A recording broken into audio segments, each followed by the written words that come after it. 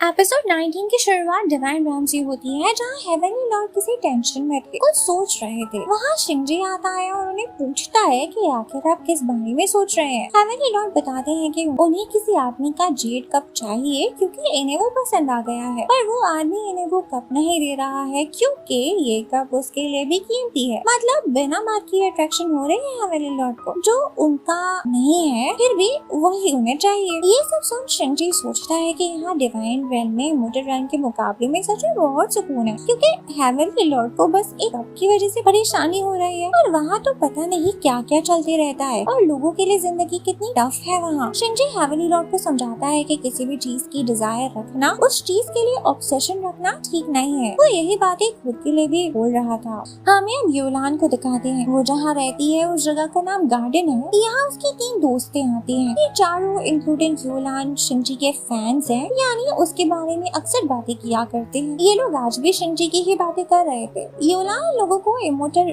RAM में हुए अपने एक्सपीरियंस और शिंजी के साथ वाली मीटिंग के बारे में बता रही थी। यहाँ योलान बताती है कि इमोर्टल रैम में सब कुछ सही रहा, बस शार्ली थोड़ी एरोगेंट है। जिसपे योलान की एक फ्रेंड बताती है कि उसने सुना था शार्ली के पेरेंट्स नहीं है, वो बैटल फील्ड्स पर बड़ी हुई है इसलिए ऐसी है। वो ये भी बताती है कि उसने सुना है कि जब शार्ली मोटर वर्ल्ड में भाग गई थी तो वहाँ उसे एक इंसान से प्यार हो गया था जो शिंजी के जैसा दिखता है और इसीलिए शार्ली शिंजी के पीछे पड़ी रहती है हर वक्त। यहाँ दूसरी वाली दोस्त बोलती है कि मैंने तो सुना है कि शिंजी भी शार्ली को थोड़ा अलग तरह से ट्रीट करता है। यहाँ एक म्यूजिक की आवाज आती है। ये वही गाना था जो शिंजी ने शूट एंड अबीस में सुनाया था शार्ली को। वो पत्ते से गाना बजा रहा था। ये तीनों लड़कियाँ योलान के साथ शिंजी के घर की तरफ जाते हैं। खड़े रहकर ये म्यूजिक सुनते हैं। एक लड़की बोलती है कि इस म्यूजिक में सॉरो और सैडनेस दोनों है। बाकी लड़कियां इनकार करती हैं और कहती है कि शिंजी को फीलिंग्स ही नहीं आती, उसकी ट्यून में सैडनेस कैसे हो सकती है। पर ये लड़की कहती है कि मैं गाना गाती हूँ और म्यूजिक को अच्छे से जानती हूँ, ट्यून में सैडनेस फील हो रही है, जैसे शिंजी किसी को पसंद करता हो और उसके नाम मिलने की वजह से उसे कोई गम हो।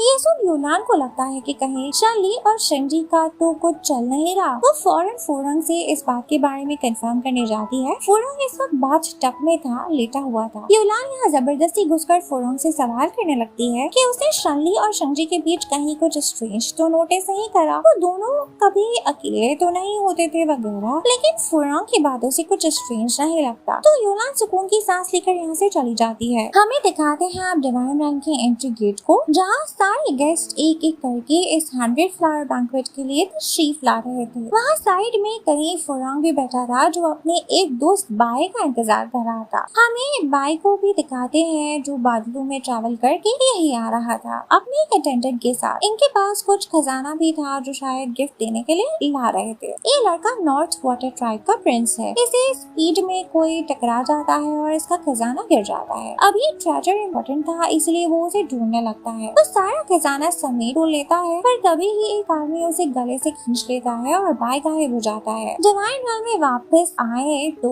बाय से जो टकराया था वो शार्ली थी, पर उसे पकड़ा किसने ये भी नहीं पता। शार्ली डिवाइन रैन के गेट पे आ जाती है और अपना इन्विटेशन एक गार्ड को हैंड ओवर करती है। यहाँ लॉर्ड वनपू नाम का कोई आदमी शार्ली को अपनी पहचान बताने को बोलता है। शार्ली अपना नाम और पोस्ट बताती है, जिसके बाद ये आदमी शार्ली से माफी मांगता है कि वो उसे रिसीव करने नहीं आ पाया, पर ये थोड़ा टॉन्टिंग वे में था तो आसपास के सभी लोग हंसने लगते हैं। अब ये आदमी शार्ली को अपना नाम लिखने बोलता है। असल में यहाँ एंट्री के वक्त आने वाले सभी गेस्ट को सिग्नेचर करनी थी एक जादुई बुक में और फिर उनका नाम दूर दूर तक दिखाई देगा। शार्ली यहाँ अपना नाम लिख देती है, जिसके बाद सब उसका नाम डिस्प्ले होता दिखाते हैं। सब लोगों को पता चल जाता है कि फुरंग की होने वाली बीवी आई है। वही फुरंग जो करीब में ही था ये नाम देख शार्ली को आवाज ही देता है। उसके पास आता है और उसे बोलता है कि तुम आ गई। वो उसे अपने साथ डिवाइन रैन के अंदर भी ले जाता है। फुरंग शार्ली को बोलता है कि तुम मेरे घर पे रुक जाओ, कोई जरूरत हो तो बताना। वो अपने असिस्टेंट को शार्ली को घर तक पहुँचाने बोलता है। वो शार्ली को बताता है कि तुम इसके साथ चली जाओ, ये तुम्हें घर दिखा देगा। मुझे किसी को रिसीव करना है इसीलिए मैं गेट पर ही हूँ। वहाँ शार्ली फुरंग के घर पहुँचकर डिवाइन रैन को देखती है और सोचती है कि यहाँ का नजारा कितना अच्छा है और यहाँ कितना सुकून है। काश मेरे इमोर्टल रैन के लोग भी ऐसा कुछ देख पाते। उसे घर में बैठा नहीं जा रहा था तो वो वापस गेट की तरफ आ जाती है जहाँ फुरंग भी बैठा था। वो सोच रहा था कि आखिर उसका दोस्त बाय अब तक आया क्यों नहीं। जब वो शार्ली को देखता है तो उसके पास आकर बैठ जाता है उसे पूछता है कि तुम बाहर क्यों आ गई, घर में कोई कमी तो नहीं हो रही तुम्हें, जिसपे शनली बताती है कि उसे अंदर मजा नहीं आ रहा था इसलिए यहाँ आ गई। वो फुरंग के इस कैरिंग बिहेवियर को देख उसे सवाल करती है कि आखिर तुम्हें हो क्या गया है, क्या तुमने भी हमारी शादी को एक्सेप्ट कर लिया है, जिसपे फुरंग कहता है कि हाँ मैंने हमारी शादी को एक्सेप्ट कर लिया है।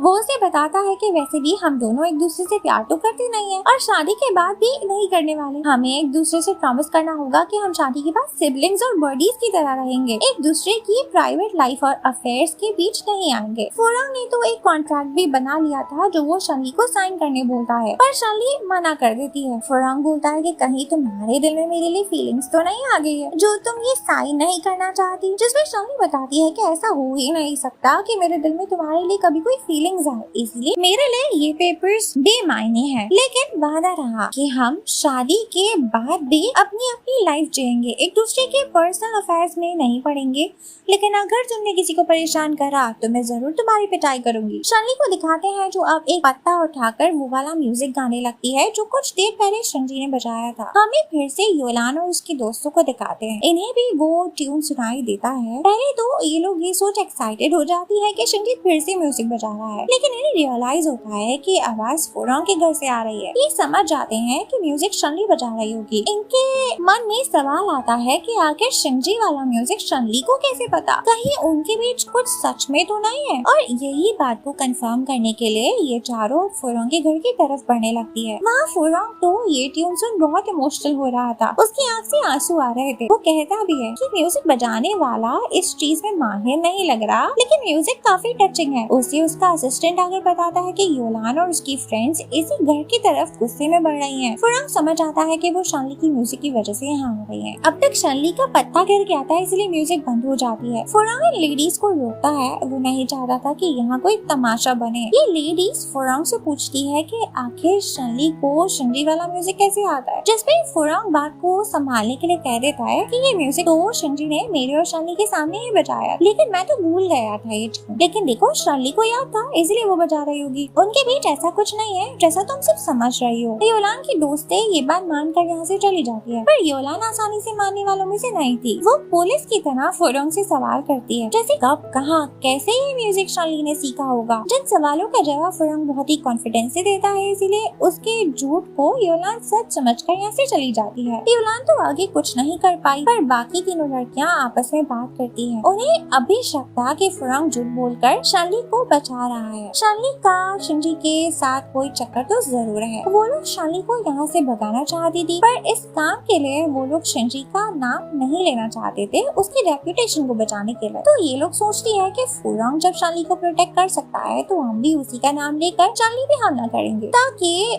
फुरंग की रेपुटेशन भले खराब हो शिंजी के नाम। मतलब ये लोग वहाँ फुरंग के लवर्स बनकर शनली पे अटैक करेंगे। इनमें से एक लड़की शनली के लिए खाना लेकर जाती है, उसे बोलती है कि आज तुम्हारी मेड बीमार है इसलिए मैं उसकी रिप्लेसमेंट में आई हूँ। शनली सूप पीती है, जिसे देख ये लड़की सफाई करते हुए खुश हो रही थी। शनली से बोलती है कि तुम्हारे जहर में दम नहीं है। ये लड़की समझ आती है कि इसका जहर फेल हो गया है और अब ये पकड़ी जाएगी, इसीलिए भागने लगे। तभी शनली अपने स्पीयर से उसे रोक देती है। शनली रियलाइज करती है कि ये जहर तो मामूली है, लेकिन जिन सब्जियों के साथ मिलाकर इसे बनाया गया है वो सब मिलकर मुझे वीक कर रहे हैं। तभी वहाँ कोई नीडल से हमला करता है। शनली वीक हो गई थी इसीलिए अटैक रुक नहीं पाती और ये नीडल उसके हाथ में लग जाती है। ये सब बाकी दोनों लड़कियों ने करा था। ये तीनों लड़कियाँ अब एक साथ आकर खड़ी हो जाती हैं। हमें फुरंग को दिखाते हैं, जिसे उसका असिस्टेंट आकर बताता है कि वो तीनों लड़कियाँ जो यहाँ आई थी वो डेंजर में है। जब फुरंग शनली के कमरे में पहुँचता है तो वहाँ शनली स्टिक बूटी खा रही थी और फुरंग को बताती है कि वो लड़कियाँ मुझे मारने आई थी इसलिए मैंने उन्हें मार दिया। फुरंग कहता है कि क्या तुम उन्हीं की बूटियों को रोस्ट करके खा रही हो। वो डर के मारे जमीन पे बैठ जाता है। उसे अपने पीछे से आवाजें आती है। जब वो पलट कर देखता है तो वहाँ वही तीन लड़कियाँ थी जिसे शनली ने बांध दिया था। फुरंग की जान में जान आती है। ये देख शनली ने उनकी बोटियां नहीं बनाई, वो तीनों जिंदा है। वो शनली को बोलता है कि तुमने तो मुझे डरा ही दिया था, इन लोगों को माफ कर दो,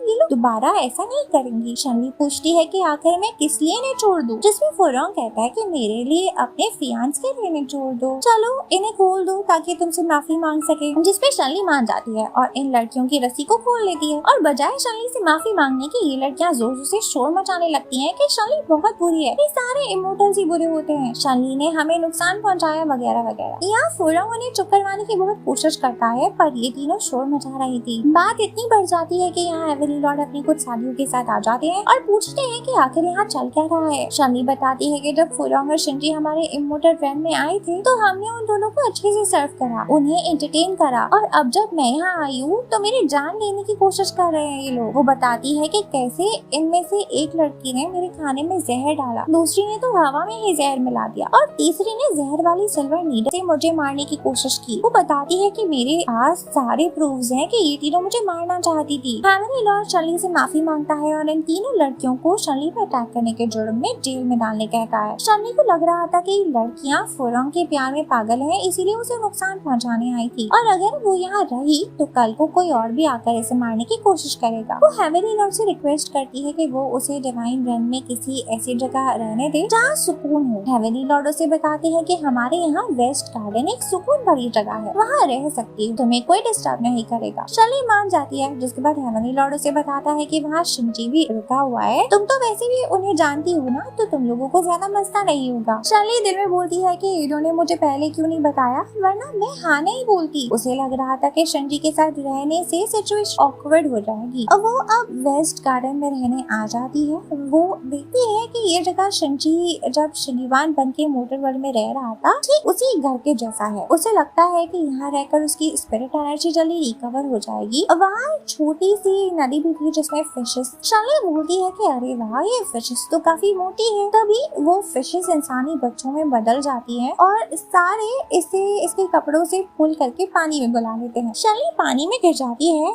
ये सारे बच्चे और शनली मिलकर खूब मस्ती करते हैं, एक दूसरे पे पानी उड़ाते हैं। तो यहाँ शिंजी आ जाता है, जैसे शनली को ऐसे देख अच्छा लगता है, पर शनली को ऑकवर्ड फील ना हो इसलिए वो ऐसे रिएक्ट करता है जैसे उसने कुछ देखा ही नहीं। शनली पानी से बाहर आ जाती है और ये बच्चे फिर से फिश बन जाते हैं। शनली अब बाहर आकर एक सोफे में बैठकर अपने आप को सुखा रही थी। शिंजी उसे एक रुमाल भी देता है खुद के फेस से पानी साफ करने के लिए। शनली कहती है कि पूरी 2 बार मुझे इस तरह पानी में डाला गया। वो पहली बार तब जब वो इंसानी दुनिया में थी, मुर्गी बनी हुई थी और शिंजी ने उसे जेल में डालकर नहलाया था, और दूसरी बार अब भी। शिंजी बोलता है कि माना पिछली बार मैंने तुम्हें पानी में डाला था, पर इस बार तो मैंने कुछ भी नहीं करा और तुम तो ये सब एंजॉय भी कर रही थी। शिंजी फिर भी इन बच्चों को पानी से बाहर आने बोलता है और शनली को दिखाने के लिए इन सबको स्टिक लेकर बंटे की डंडी मारता है। वो सच में उन्हें नहीं मारता, बस नाटक करता है। बच्चे भी बड़े नाटकबाज है, सब आ करने लगते हैं। फिर सभी माफी मांगने के लिए शनली के ऊपर चिपक जाते हैं और शनली फिर से उन सबके साथ एंजॉय करती है। बच्चे अब दोबारा पानी में चले जाते हैं। शनली सोचती है कि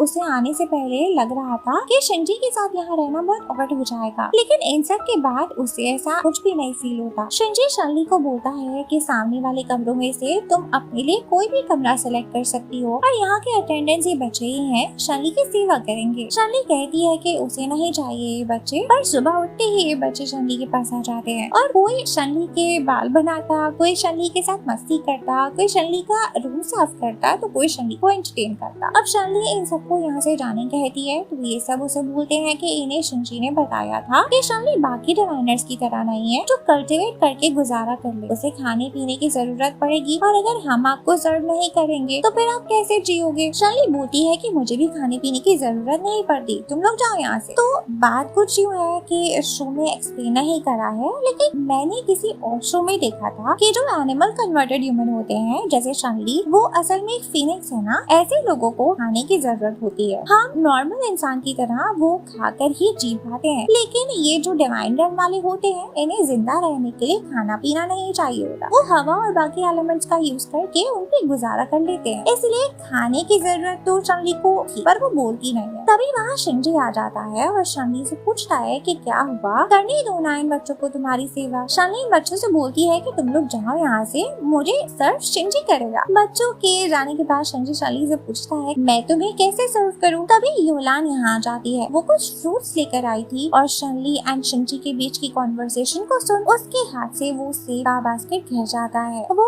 हड़बड़ाहट में उन फ्रूट्स को वापस बास्केट में डालती है और इन्हें बताती है कि वो यहाँ शनली को लेने आई है। हेवनली लॉर्ड ने इसे भेजा है, ये यहाँ शनली को क्लेंजिंग पूल में ले जाने आई है। शनली इमोर्टल वर्ल्ड से आई है और वहाँ मेस्मा था, इसीलिए अगर शनली की बॉडी में थोड़ा सा भी मेस्मा हुआ तो वो वहाँ जाकर ठीक हो जाएगी। शनली कहती है कि ठीक है, मैं चल रही हूँ, अगर हेवनली लॉर्ड ने बोला है तो मैं मना कैसे कर सकूँ। जाते हुए योलान शिंजी को बोलती है कि उसने कुछ भी नहीं सुना। वो शनली और शिनजी की रोस्ट टॉक्स का जिक्र कर रही थी, जिसमें शिनजी ने शनली से कहा था कि मैं कैसे करूँ तुम्हारी सेवा। शनली और योलान चलकर क्लेंसिंग पूल की तरफ जा रहे थे। रास्ते में शनली को एक रोशनी दिखाई देती है, जिसे देखने शनली रुक जाती है, जिस पर योलान कमेंट करती है कि लाइट एक्स्ट्रा नेचुरल हेवन से आ रही है और इसे देखना रूड माना जाता है। एक्स्ट्रा नेचुरल हेवन वो जगह है जहाँ शिनजी रहता है, पर अभी वो वेस्ट गार्डन में रुका हुआ है क्योंकि उसे भी ये वाला इवेंट अटेंड करना है। फिर योलान शनली से बात करती है, बताती है कि जब मैं इमोर्टल रैन में आई थी तो मुझे ज्यादा कुछ डिस्कवर करने का मौका तो नहीं मिला, पर मुझे एक बात समझ जरूर आई कि तुम इमोर्टल रैन वाले लोग हम डिवाइन रैन वालों से खुश नहीं हो। लेकिन देखो शिनजी पूरे 3 रैन में एक अकेला एंशिएंट गॉड है, अगर वो भटक गया तो बहुत बड़ा प्रॉब्लम हो जाएगा। शनली उसे बोलती है कि तुम कहना क्या चाहती हो? इमोर्टल रैन वालों ने मुझे शिनजी को सेड्यूस करने भेजा है डिवाइन रैन से बदला लेने के लिए, और अगर ऐसा है भी तो इसमें मेरी गलती नहीं शिनजी की गलती होगी क्योंकि वो खुद को कंट्रोल नहीं कर पा रहा। ये सब सुन योलान के पास कुछ बचता नहीं करने को और वो आगे बढ़ जाती है। ये दोनों अब क्लेंसिंग पूल के पास आ गए थे। शनली को अंदर जाने के लिए एक दूसरा ड्रेस दिया जाता है। शनली देखती है कि ये पूल ऐसे डिजाइन है, इसमें न सिर्फ शनली का मियास्मा ठीक होगा बल्कि उसकी स्पिरिट पावर को भी नुकसान होगा, वो कम हो जाएंगी। उसे लगता है कि ये डिवाइन रन वाले जानबूझकर इसकी स्पिरिट पावर्स को कम कर रहे हैं ताकि शनली कभी गुस्से में आकर इन्हें नुकसान न पहुंचा दे। शनली पूल में बैठी मेडिटेट कर रही थी। ये पूल पानी वाला पूल नहीं है, यहाँ बस गैस या धुआं टाइप का कुछ है जिसे पूल कहा जा रहा है। तभी योलान किसी का इंतजार कर रही थी। वो एक लायन था। ये शेर पहले तो वहाँ की अटेंडेंस पे अटैक करता है। योलान खुश हो रही थी, उसे लग रहा था कि ये शेर अब शनली पे अटैक करेगा, लेकिन वो लायन तो सीधा योलान पे ही अटैक करने लगता है। योलान गिर जाती है और एकदम से डर जाती है। तभी शनली आती है और एक शील्ड बना के योलान के आगे खड़ी हो जाती है, जिससे ये शेर इन पे अटैक नहीं कर। पर शनली की पावर्स और क्लेंजिंग पूल की वजह से कम हो गई। वो ज्यादा देर इस शेर को नहीं रुकाती, इसीलिए वो योलान से भागने कहती है। पर योलान कहती है कि मुझे इमोर्टल रैम के किसी भी मेंबर से मदद नहीं चाहिए। तो शनली भी अपनी शील्ड हटा के साइड हो जाती है और फिर ये लायन योलान को धक्का देता है और खाई के बिल्कुल करीब ले जाता है, जिसे वो घिर भी सकती है। शनली फिर इस लायन की टेल को पीछे से पकड़ लेती है, जिससे वो आगे नहीं बढ़ पाता, लेकिन ये शेर दहाड़े मार रहा था। योलान डर रही थी। शनली उसे बोलती है कि अगर तुम रिक्वेस्ट करोगी तो मैं तुम्हें बचा लूंगी। तो योलान पहले तो अकड़ी रहती है, लेकिन इस लाइन से डर वो शनली को रिक्वेस्ट करने लगती है कि प्लीज मुझे बचा लो। और फिर शनली इस लाइन को उसकी टील से पकड़ के गोल गोल घुमाती है और फिर वो शेर दूर जाकर गिरता है। तभी योलान और शनली के बीच बात होती है। शनली योलान को बोलती है कि इस शेर को तुमने कुछ करा है ना, तभी वो आउट ऑफ कंट्रोल हो गया है। और हाँ, मैं तुम्हें बचाना नहीं चाहती थी, पर तुम मेरे साथ यहाँ आई हो, और अगर मैं तुम्हें नहीं बचाती तो इल्जाम मेरे ऊपर लगता और सब समझती कि ये सब मैंने करा है और मैं अपने बारे में कोई भी रूमर्स नहीं चाहती। लाइन जहाँ गिरा था वहाँ से वो अब स्पीड में इनकी तरफ आ रहा था। वो बहुत स्पीड में यहाँ आता है। शनली सोचती है कि अगर इस लाइन ने मुझ पर हमला करा तो मुझे तो सिर्फ चोट लगेगी जो ठीक हो जाएगी, पर योलान पे अटैक किया तो वो तो मर ही जाएगी। इसलिए शनली योलान को दूर कर देती है और खुद इस लाइन को पंच मारती है, जिससे वो लायन दूर गिरता है। लेकिन इससे शनली के हाथ में चोट आ जाती है, उसे खून निकलने लगता है। योलान शनली के पीछे छुपी थी और वो ये देख लेती है कि शनली को खून निकल रहा है। उसे बुरा लगता है और शनली से पूछती है कि तुम्हें तो खून निकल रहा है, पर शनली कहती है कि ये तो कुछ भी नहीं है। शनली अब यहाँ एक बॉल था, उसे इस लाइन को एंटरटेन करने की कोशिश करती है। वो इस बॉल को इधर उधर फेंक रही थी और ये लाइन उस बॉल से खेल रहा था। लाइन इस बीच कुछ चीजों को तोड़ भी देता है, मगर अब तक सब सेट ही था, किसी को कोई ज्यादा नुकसान नहीं हुआ था। ये लाइन थोड़ा शांत हो गया था। शनली उस लाइन की तरफ बढ़ रही थी, पर तभी योलान उसे रुकने कहती है। बोलती है कि किसी के आने का वेट कर लो। वो नहीं चाहती थी कि शनली को नुकसान हो। शनली समझ आती है कि योलान ग्रेटिट्यूड जानती है, इसीलिए उसके शोल्डर पे टैप करती है और बोलती है कि कोई बात नहीं, मुझे कुछ नहीं होगा। शनली इस लाइन की तरफ बढ़ती है और वो कुछ करती है उससे पहले ये लाइन बिल्कुल छोटा सा बिल्ली जितनी साइज का हो जाता है और इस बॉल से खेल रहा है। योलान की भी जान में जान आती है। यहाँ एक आदमी आता है जो शायद इस लाइन बीस्ट का केयरटेकर था। वो बताता है कि ये बीस्ट शिनजी ने एक्सटरनेशनल हेवन में पाला था और अभी उन्होंने मुझे वो बीस्ट अपने पास वेस्ट गार्डन में मंगवाया था। मैं इसे वहाँ लेकर जा रहा था कि अचानक ये आउट ऑफ कंट्रोल हो गया और आप लोगों पे इसने अटैक कर दिया। शनली बोलती है कि अच्छा, तो शिनजी को पता नहीं एनिमल्स पालने का इतना क्या शौक है। तभी यहाँ शिंजी भी आ जाता है और कहने लगता है कि तुम कुछ बोल रही थी मेरे बारे में। Shinji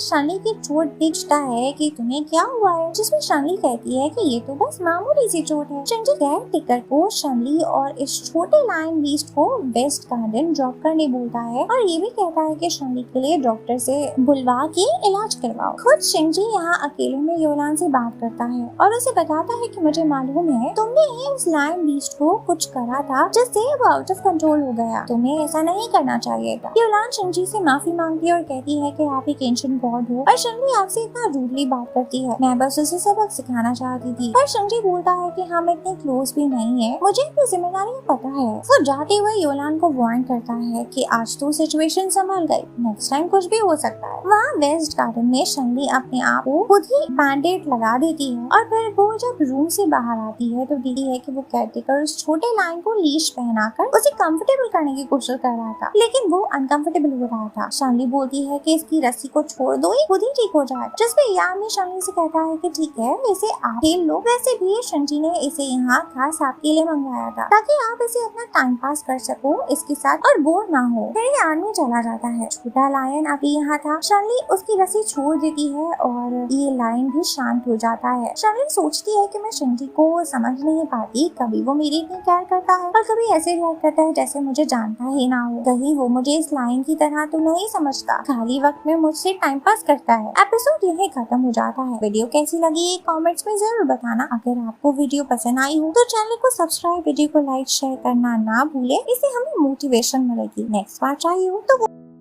good bye.